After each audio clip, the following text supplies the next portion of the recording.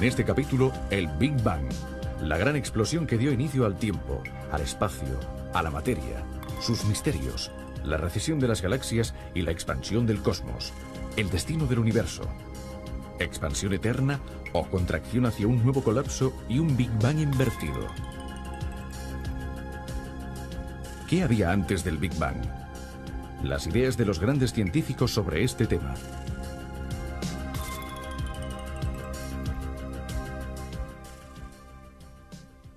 ¿De dónde provienen una silla, una mesa, una concha o un mineral?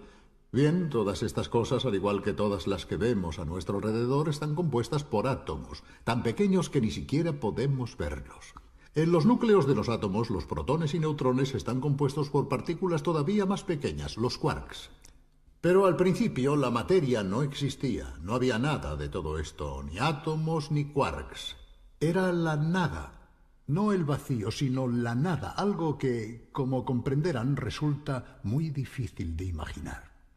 Después, de pronto, como en los juegos de manos de los prestidigitadores, que de la nada sacan un pañuelo o una flor, aparecieron los átomos que dieron origen a todas las cosas que vemos a nuestro alrededor. Según la teoría que hoy prevalece, la del Big Bang, una gran explosión inicial creó la materia que vemos en el planeta en el que vivimos y también en el universo a partir de la nada. En este episodio hablaremos precisamente de este mágico momento que tuvo lugar en el origen del mundo que conocemos. Pero, ¿cómo pueden afirmar una cosa así los científicos? ¿Cómo han llegado a esta teoría del Big Bang? Nuestro recorrido empezará por un hecho que actualmente ya ha sido verificado por muchas observaciones y mediciones. El cielo estrellado que está sobre nosotros no es inmóvil, no está fijo, sino que está en expansión. Se está dilatando como un inmenso soufflé a una velocidad endiablada. Veamos el siguiente reportaje que nos explica cómo se ha llegado a esta conclusión.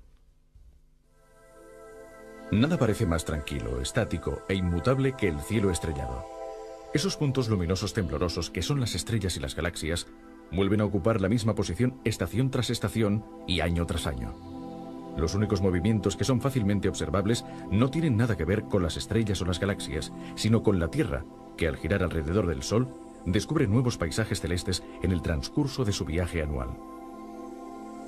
Sin embargo, los astrónomos han descubierto que la aparente inmutabilidad del universo, del que solo vemos una pequeña porción en el cielo nocturno, es una ilusión. Las galaxias y las estrellas que lo componen se alejan unas de otras a gran velocidad. Dicho de otro modo, vivimos en un universo en expansión. Pero, ¿cómo han podido los astrónomos darse cuenta de este extraordinario fenómeno? En 1927, el astrónomo estadounidense Edwin Hubble, al analizar la luz de las galaxias, se dio cuenta de que ciertas líneas del espectro de la luz, en vez de encontrarse en su posición habitual, se habían desplazado hacia el rojo. ¿Por qué? Este fenómeno singular llamado redshift, o desplazamiento hacia el rojo, se puede explicar con el llamado efecto Doppler de la luz. Debido a este efecto, la frecuencia de la luz emitida por una fuente que se aleja del observador se desplaza hacia el rojo. En cambio, si el emisor se acerca al observador, la frecuencia de la luz se desplaza hacia el azul. El efecto Doppler está provocado por el hecho de que la luz viaja siempre a la misma velocidad, la máxima posible en el universo. El desplazamiento hacia el rojo que los astrónomos pudieron medir en casi todas las galaxias solo puede significar una cosa. Estos cuerpos celestes están alejándose rápidamente los unos de los otros. Pero, ¿quién dota a estos aglomerados de centenares de millones, a veces de miles de millones de estrellas, de la energía necesaria para esta fuga que, como parecen indicar algunos desplazamientos hacia el rojo, se produce a velocidades cercanas a la de la luz? Para escapar de forma tan veloz, las galaxias no necesitan energía. De hecho, es el espacio el que se expande. Cada segundo, a la distancia de un año luz, se crean 15 milímetros de nuevo espacio. O sea, es la expansión del universo la que separa a las galaxias unas de otras. Y esto también explica por qué las galaxias más lejanas parecen escapar a una mayor velocidad. En el mismo segundo, es mucho mayor el espacio que se crea entre nosotros y una galaxia lejana que entre nosotros y una galaxia cercana. Basta recordar que por cada año luz de distancia, En un segundo se crean 15 milímetros de espacio nuevo. Para explicar cómo la expansión del universo provoca la recesión de las galaxias, veamos un ejemplo. Imagínense una pelotita con unos puntitos dibujados que son las galaxias. A medida que la hinchamos, los puntitos se alejan porque la pelotita se hincha y se expande, separando los puntos unos de otros, tal como sucede en el universo.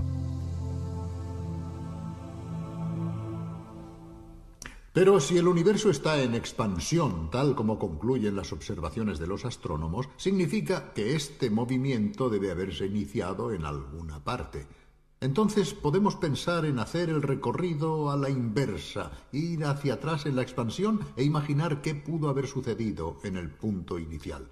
¿Una explosión? ¿Un Big Bang, es decir, una gran explosión? Veamos con más detalle cuál es el razonamiento que sostiene esta hipótesis.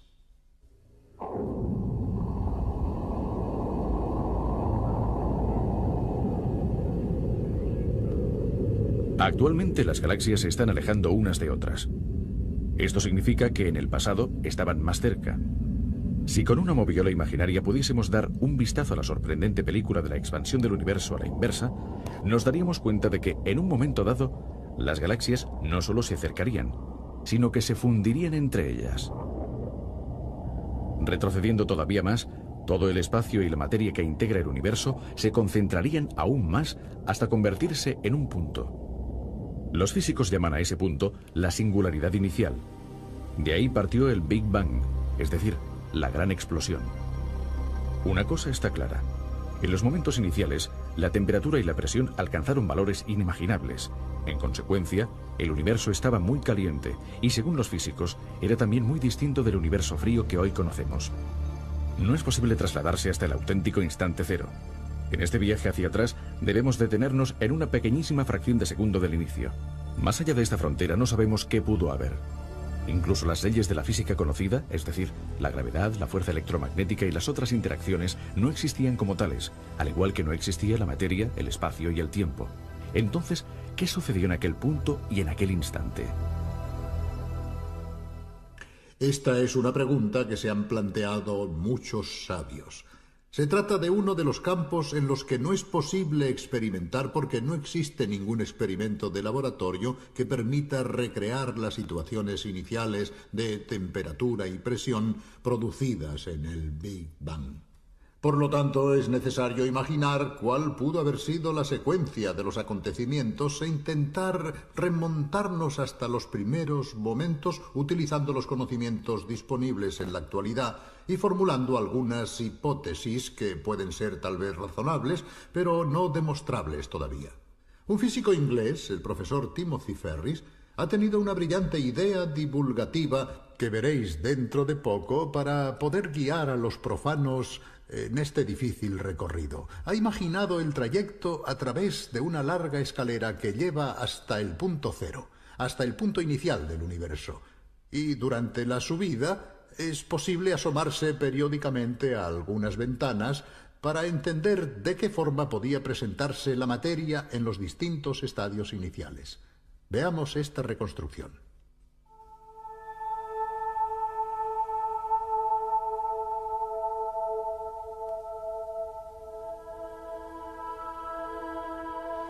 Imaginemos que cada ventana a lo largo de la escalera se abre en una época muy concreta de la historia del cosmos, cada vez más hacia atrás en el tiempo. La primera ventana nos muestra el universo cuando tenía 1000 millones de años, la siguiente cuando tenía 100 millones, después 10 millones de años, y así hasta el final, cada vez más atrás. En cada ventana sucesiva, el tiempo del universo corresponde a una décima parte de la precedente. De esta forma, alcanzaremos rápidamente el primer segundo de vida del cosmos, y como veremos, durante ese segundo sucedieron muchas cosas.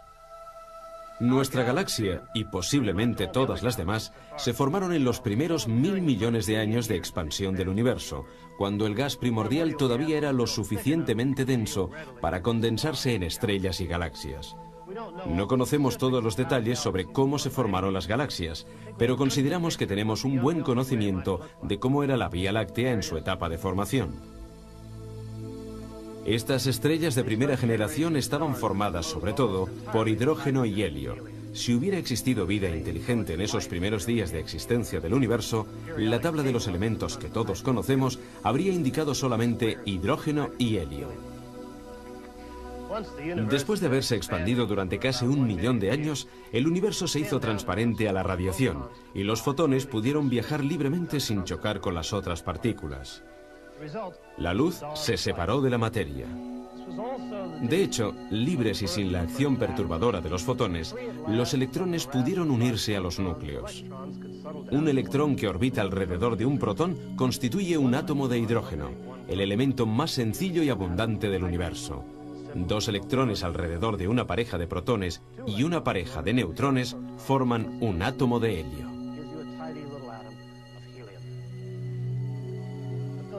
Pero los núcleos de helio ya existían. De hecho, se formaron en una época anterior. La formación de núcleos de helio se remonta a cuando el universo tenía casi unos 100 segundos, es decir, cuando su temperatura había descendido bastante, lo suficiente como para permitir que los protones y los electrones se unieran entre sí sin que el calor que les rodeaba pudiera romper este vínculo. Por primera vez, protones y neutrones se unen estrechamente entre sí, gracias a la interacción nuclear fuerte, y tienden a formar tripletos. Estos, a su vez, se combinan y forman un núcleo inestable. 2 de los protones son expulsados y se forma un núcleo de helio.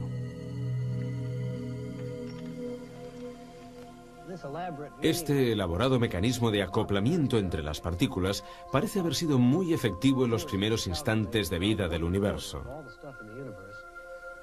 Los físicos teóricos calculan que aproximadamente 1/4 parte de toda la materia del universo debió transformarse en helio. Y cuando los astrónomos, al estudiar la composición química del universo, descubrieron que, en promedio, 1/4 parte de la materia estaba formada por helio, tuvieron una de las pruebas más convincentes de que la teoría del Big Bang avanzaba en la dirección correcta. Ahora nos remontamos a tiempos muy remotos, cuando el universo tenía 1 segundo de vida. El calor era tan intenso que ni siquiera la interacción nuclear fuerte podía mantener unidos a los protones y neutrones. El universo era el llamado caldo primordial, formado por quarks libres, y no podía existir ninguna otra partícula fundamental. 1/10 de segundo, 1/100ésima de segundo después del inicio del tiempo. El universo era tan denso que incluso los neutrinos, que son partículas subatómicas tan escurridizas que incluso pueden atravesar una plancha de plomo de un espesor de miles de millones de kilómetros, incluso los neutrinos, decía, no consiguieron escapar del caldo primordial de materia y energía.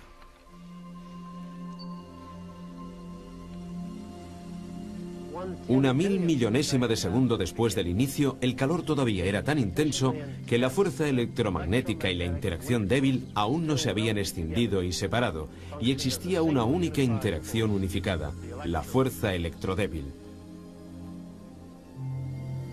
Durante este periodo de tiempo se crearon un gran número de partículas Z. Bosones débiles y fotones actuaban en conjunto, y el universo estaba regulado por 3 únicas fuerzas en lugar de 4.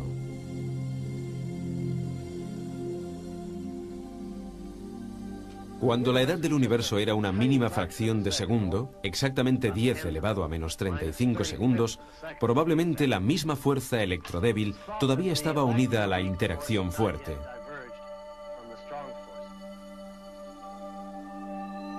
Durante un breve momento, la simplicidad natural prevista por las teorías unificadas fue real. El reino subnuclear era recorrido por partículas X y por quarks libres. Gluones, bosones débiles y fotones danzaban transformándose sin cesar unos en otros. Solamente operaban 2 fuerzas en los primerísimos instantes de vida del universo: la gravedad y esta interacción conocida como gran fuerza unificada. Es posible que las cosas, en un momento todavía más remoto, fueran aún más sencillas.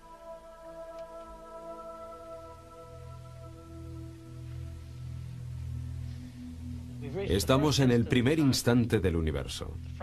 La fracción de tiempo transcurrida desde que el universo empezó a expandirse es tan pequeña que, para cuantificarla, sería necesario escribir, después de la coma, unos 40 ceros. El universo, es decir, todo lo que nos rodea, estaba contenido en una única chispa de energía en rapidísima expansión, todavía más pequeña que el núcleo de un átomo y regulada por una única fuerza primordial. Si supiéramos lo que sucedió entonces, podríamos entender por fin las relaciones entre las leyes de la naturaleza, entre el espacio y el tiempo, entre la materia y la energía. Por el momento, todavía no lo sabemos. Es necesaria una teoría que nos explique cómo se comporta la naturaleza en esas condiciones extremas. Se está trabajando para descubrirla y se considera que será una teoría cuántica de la gravedad, llamada de superunificación o de supersimetría. Es obvio que no sabemos qué nos dirá, pero quien consiga plasmar esta teoría podrá entrever el umbral de la creación.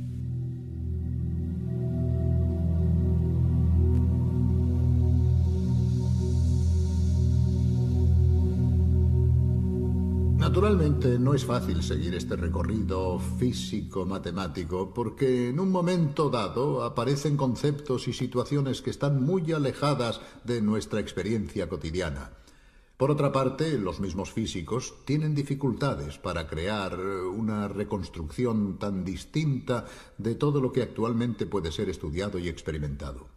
Pero ¿existe algún campo de la física que pueda resultar útil, por lo menos para intentar verificar algunas hipótesis? Bien, hemos hablado en Turín con uno de los más grandes físicos italianos, el profesor Tullio Regge, galardonado con el premio Einstein.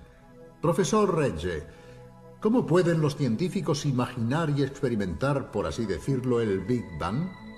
¿Hay alguna manera de recrear al menos parcialmente las situaciones iniciales?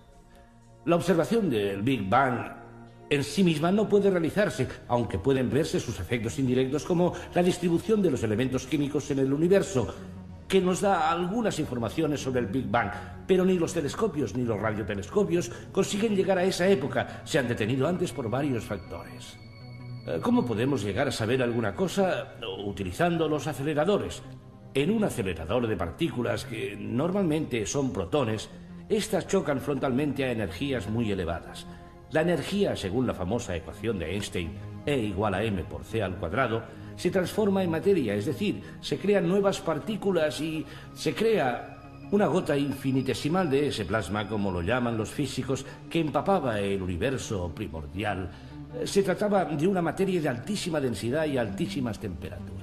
O sea que prácticamente es como hacer circular dos bolas en sentido contrario dentro de un anillo que chocan en pleno aire, como si se disparasen dos cañonazos esperando que las balas de cañón choquen en pleno aire y... En este caso crearían materia. En este caso crearían materia. Como sucedió en el Big Bang. Y también antimateria.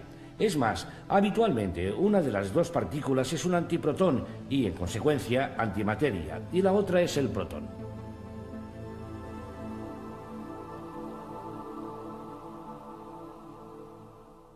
Algunas veces la suerte ayuda a los científicos cuando al buscar una cosa se acaba descubriendo otra.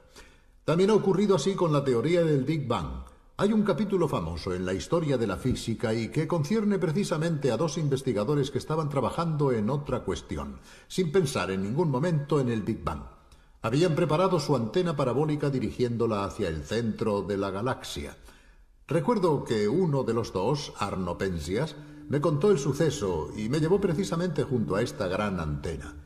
Después de todo el trabajo de preparación y los gastos efectuados para llevarlo a cabo, estábamos muy enfadados, me dijo, porque había alguna cosa que no funcionaba bien. Pero después nos dimos cuenta de que habíamos realizado un gran descubrimiento. Así se desarrollaron los hechos. Era 1965. Dos científicos de los prestigiosos laboratorios Bell Telephone, cerca de Nueva York, estaban estudiando con una antena muy sensible una nube de gas de la Vía Láctea. Se llamaban Arno Penzias y Robert Wilson. Algo no iba bien. Una misteriosa perturbación se resistía a los numerosos controles y las repetidas verificaciones. Por fin, los dos científicos se rindieron a la evidencia. No era una perturbación, sino una radiación que parecía provenir con la misma intensidad de todas direcciones. Se había descubierto la radiación cósmica de fondo, el eco del Big Bang, una de las pruebas más convincentes de que el universo nació hace miles de millones de años en una gran explosión. La teoría del Big Bang elaborada por George Gamow había previsto que debía existir algo parecido, pero durante años nadie había observado esta radiación. Después, la antena sensible de Penzias y Wilson captó este eco. La radiación de fondo ha sido estudiada con más detalle gracias a satélites astronómicos especiales como el estadounidense COPE. Este es el mapa de la radiación realizado gracias a las mediciones del COPE. El eco del Big Bang es sustancialmente homogéneo en todas direcciones, pero el COPE, gracias a su sensibilidad, descubrió algunas pequeñísimas diferencias.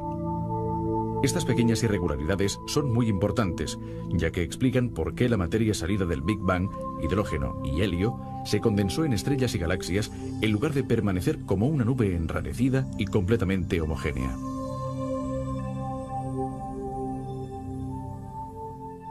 Naturalmente hay una pregunta que todos nos planteamos. Bueno, el Big Bang es difícil de describir, de comprender en sus detalles. ¿Cómo tuvo lugar esa explosión de materia y qué había antes? Aquí entramos en un terreno en el que solo la imaginación de los físicos puede intentar formular hipótesis. Uno de los científicos más creativos y geniales en este campo es el astrofísico Stephen Hawking, también famoso en todo el mundo por su gran talento como divulgador. Escuchemos ahora su opinión.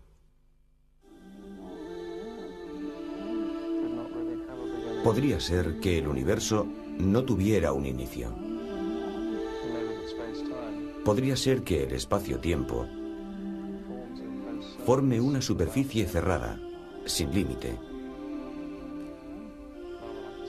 como la superficie de la Tierra, pero con otras dos dimensiones. Si la hipótesis de que el espacio-tiempo es ilimitado, pero finito, es correcta,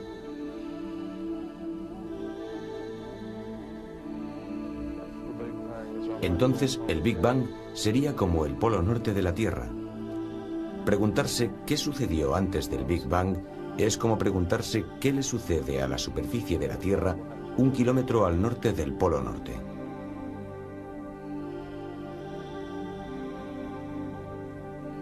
Es una pregunta sin sentido. Pero hay otra pregunta que nos podemos plantear. ¿Cómo acabará la materia que está a nuestro alrededor en el cosmos? ¿Se perderá toda en el espacio infinito? ¿O quizá, como los guijarros que se echan al aire, acabará volviendo a caer sobre su punto de partida? Veamos el siguiente reportaje.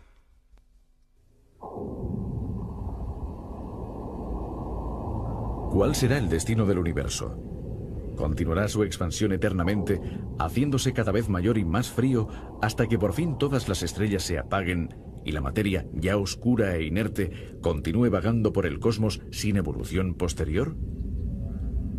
¿O quizá la expansión, en un momento dado, se parará y el universo volverá a contraerse, las galaxias se acercarán y se fundirán entre sí, hasta que todo se colapse en una especie de Big Bang a la inversa, para quizá volver a explotar en un nuevo Big Bang, dando lugar así a un universo oscilante que se expande y se colapsa eternamente?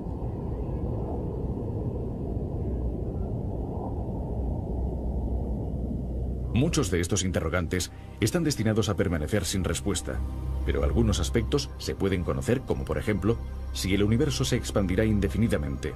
De hecho, esto depende de la cantidad de materia presente en el universo. Si la materia supera una cierta densidad crítica, entonces, como sostiene la teoría de la relatividad de Einstein, el espacio permanecerá cerrado con una estructura geométrica comparable a una esfera. Pero en un espacio cerrado el tiempo es finito, la expansión se detendrá y todo volverá a colapsarse para concluir en un Big Bang invertido. En cambio, si la cantidad de materia no es suficiente, el espacio se curvará, pero asumirá una forma geométrica abierta, como esta superficie hiperbólica. En un espacio infinito, también el tiempo será infinito, y entonces la expansión proseguirá indefinidamente. Entonces, la materia es suficiente o insuficiente para cerrar el espacio. La materia luminosa fácilmente observable, es decir, las estrellas y las galaxias, es insuficiente, Pero los astrónomos piensan que en el cosmos existen grandes cantidades de materia oscura: polvo, gases, cometas, asteroides, planetas o partículas mucho más ligeras como los neutrinos. Si los neutrinos tuviesen masa, la materia presente en el universo podría superar la densidad crítica. De todas formas, a través de las observaciones más detalladas, parece ser que la densidad del universo es inferior a la crítica y que, por lo tanto, la expansión está destinada a durar eternamente. Obviamente no se pueden excluir las sorpresas en el futuro. La masa que falta para alcanzar esa densidad podría surgir allí donde nadie sueña siquiera en buscarla. Para concluir, una última pregunta. ¿El universo que conocemos es el único que existe? ¿No podría ser que al encontrarnos en su interior no podamos ver más allá de este horizonte, de esta dimensión, mientras que, en realidad, podrían existir muchos otros universos paralelos, concéntricos o que se cruzan? ¿Qué piensan al respecto los físicos? Escuchemos de nuevo a Tullio Regge. Muchísimas personas imaginan universos fuera del nuestro e intentan comprender qué sucedió en el Big Bang. Nosotros no sabemos qué sucedió en el Big Bang, pero existen muchísimas teorías. Haciendo una comparación, para abrir una puerta, necesitamos unas llaves. Quien no tiene llaves no puede abrir la puerta. Pero tampoco se abre la puerta si encontramos un manojo con 1.000.000 de llaves, porque no se sabe cuál es la correcta. En cierto modo nos encontramos en esta segunda situación. Hay muchísimas teorías que tratan de imaginar qué sucedió en el momento del Big Bang. Puedo catalogar algunas de estas hipótesis extrañas sobre el Big Bang. Que el número de las dimensiones del espacio no sea 3, sino mucho más elevado, incluso infinito. Que exista, como ha postulado Hawking, una transacción cuántica en el espacio a través de direcciones imaginarias en el tiempo, algo muy complejo matemáticamente. Y que el espacio se haya ramificado, que haya creado universos paralelos. No conocemos las respuestas a algunas de estas preguntas, porque para hacerlo sería necesario llegar exactamente al momento del Big Bang, y aquí precisamente es donde hallamos dificultades enormes. Podemos imaginar las cosas, hacer teorías cada vez más fantásticas, y probablemente la verdad, en sentido retórico, es que todas estas ideas, de alguna manera, estarán engarzadas en una misma imagen del universo, y todas estas cosas nos dirán algo sobre el inicio de los tiempos, de una forma que, de momento, es totalmente inimaginable. Bien, acabamos aquí por hoy.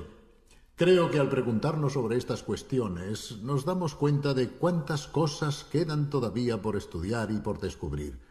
Puede que jamás obtengamos ciertas respuestas, pero es bonito pensar que la inteligencia humana intenta afrontar también este gran desafío, que no se conforma nunca con las respuestas y que se plantea siempre nuevas preguntas. Hasta pronto, hasta la vista.